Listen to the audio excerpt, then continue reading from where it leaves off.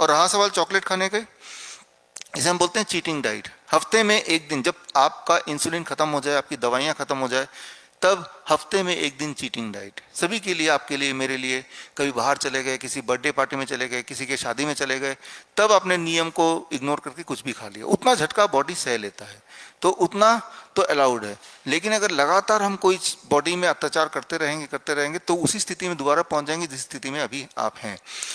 वो चाहे आपकी बात हो या आपके ही बराबर बाकी बच्चों की बात हो, राइट।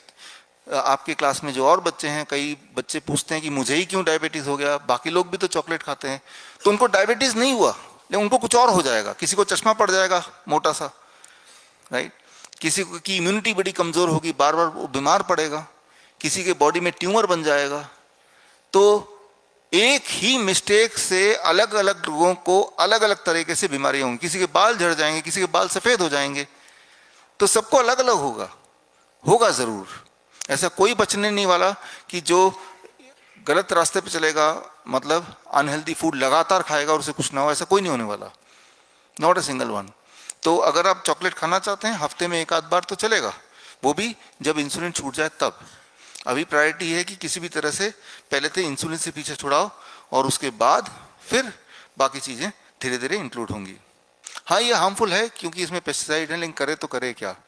लेकिन अगर आप सोचते हैं कि वेजिटेबल में पेस्टिसाइड है तो उसको रॉ नहीं खाएंगे, जब आप उसको कुक करते हैं, उसी वेजिटेबल को जब कढ़ाई में डालते के कुक करते हैं, तो क्या आपको लगता है कि उसकी पेस्टिसाइड कढ़ाई से कहीं और भाग जाती होगी? कुक करें या अनकुक खाएं, the amount of pesticide in the vegetable remain the same.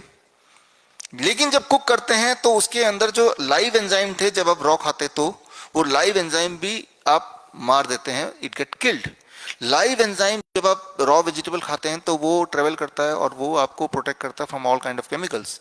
आपने कुक करके क्या किया, उसके अंदर जो लाइव एंजाइम है उसको मार दिया, जबकि जो पेस्टिसाइड था वो तो ऑलरेडी केमिकल है, वो फर्दर नहीं मरेगा, वो तो डेड पहले से ही है, वो उतना ही रहा।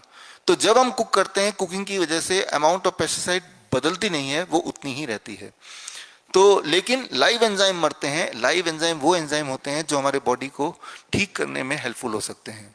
ऐसे लोग जो रॉ वेजिटेबल्स एंड फ्रूट नहीं खाते, बिल्कुल भी नहीं खाते, ऐसे बहुत लोग हैं जो घर का खाना खाते हैं, रोटी सब्जी दाल चावल, बिल्कुल बेसिक खाना, बहुत कम खाना, लेकिन फिर भी बहुत बीमार रहते हैं क्योंकि रॉ वेजिटेबल्स एंड फ्रूट्स उनकी जिंदगी में नहीं है। अगर वो नहीं है तो लाइव एंजाइम भी आपकी जिंदगी में नहीं है ना। अब रहा सवाल पेस्टिसाइड्स का, तो ये पेस्टिसाइड लोग डालते क्यों हैं? क्योंकि हम उसको डालने देते हैं। ऐसे भी बहुत सारे खेत हैं आज भी जो पेस्टिसाइड फ्री ऑर्गेनिक खाना बनाते हैं, हम उनको प्रमोट करें, उनकी मदद करें, उन्हीं से लें, अगर थोड़ा बहुत महंगा है तो ही जाके मुहिम बनेगी, तो ही जाके ये ट्रेंड खत्म होगा। ट्रेंड अगर आया तो उसमें भी हमारा कहीं ना कहीं कंट्रीब्यूशन है। अगर हम किसी गलत चीज को प्रोटेस्ट नहीं कर रहे हैं तो वो बढ़ता जा रहा है, तो हमारा भी उसमें कंट्रीब्यूशन है, मानना ही पड़ेगा। जो भी चीज हमारे आसपास सही या गलत हो रही है, जाने अनजाने आप उसमें पार्टिसिपेट कर रहे हैं, भागीदारी आपकी है। कोई चीज अच्छी हो रही है तब भी शायद आपने कुछ सपोर्ट किया होगा, छोटा मोटा सपोर्ट दिया होगा। अगर हम साइलेंट रहेंगे, हालात पे छोड़ देंगे, तो हालात तो कुछ भी हो सकता है, फिर हम हालात से शिकायत भी नहीं कर सकते। देखिए क्लोज रूम है ये भी, यहाँ पे जो लाइट है, तो पहले से बिल्डिंग बनी हुई थी, लाइट को बदलना चाहिए। ये जो लाइट है वो 300-400 लक्स लाइट है, जबकि इसके 3 गुना ज़्यादा लाइट होना चाहिए कम से कम दिन भर जब आप रहते हैं। तो जैसे मेरा जो ऑफिस है, मेरा जो कमरा जहाँ मैं बैठता हूँ, या बाकी जो रूम, वहाँ पे हमने इसका 3 गुना ज़्यादा लाइट बनाया, बिकॉज वो ऑफिस नया बना है तो हम नया बना सकते हैं। बिल्डिंग पहले से है तो उसमें एडिशन करना थोड़ा मुश्किल हो जाता है। तो आप ये कर सकते हैं, खिड़की दरवाजे खोल दें, बाहर की लाइट आए। अब ये कर सकते हैं, नाश्ता जब करें तो खिड़की के पास बैठ के करें, राइट। अभी अगर आप बाहर जाएंगे, बाहर का जो लाइट है दैट इज अबाउट 50,000 लक्स, जबकि आज धुंध वगैरह भी उसके बावजूद भी, राइट। जबकि यहाँ only 300 to 400 lux of light. तो कई सारे ऐसे देश होते हैं जहाँ पे धूप निकलती नहीं है, लाइट पहले ही बहुत कम होती है, धूप बहुत कम देर के लिए निकलती है, वहाँ पे वो आर्टिफिशियल लाइट दिन में ज़्यादा लगाते हैं, राइट।